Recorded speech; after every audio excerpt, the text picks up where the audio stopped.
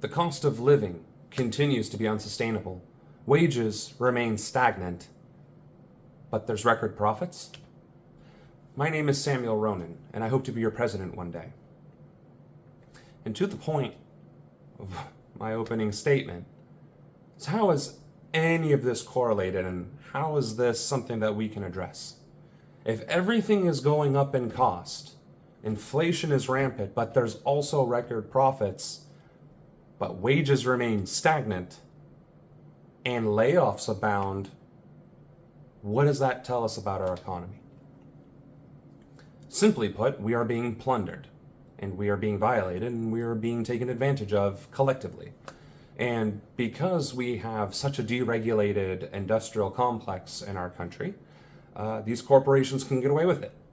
And considering that the Federal Reserve, which is itself a private institution ran by the major banks in our country, can dictate the interest rates themselves. So let me rephrase that. Let me say that again. The Federal Reserve is not a government agency. It is not beholden to federal policy. It is not beholden to any oversight whatsoever. And they are controlled by the most powerful banks in America. And they are dictating interest rates. And they're the ones that are creating inflation. Meanwhile, corporations are reaping the benefits of record profits, making more money now than they ever have in the past. And that's proportionately, not just the numbers themselves, but even if you reduced it to, say, 1980s dollars comparatively, these profits are record. And what is a profit of a business? Any money left over after paying for all the things required to make the money in the first place, right? That's a simple version of profit, and part of that includes wages. Now, wages being stagnant, in fact, have actually gone down. If your wages do not go up with the rate of inflation, you've actually gotten a pay cut.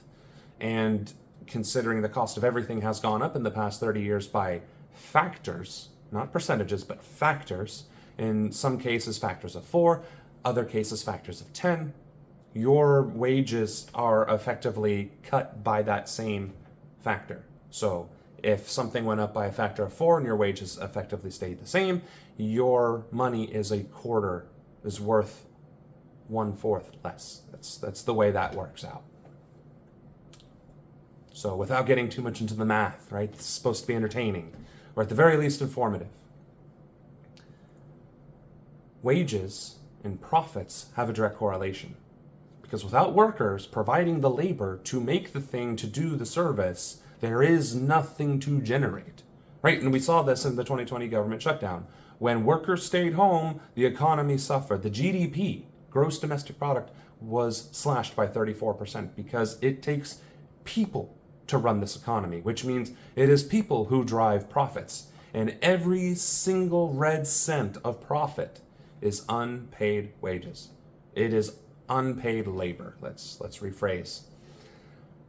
Wages is the amount of money you sell yourself to a company for in order to produce tens of thousands of dollars for them.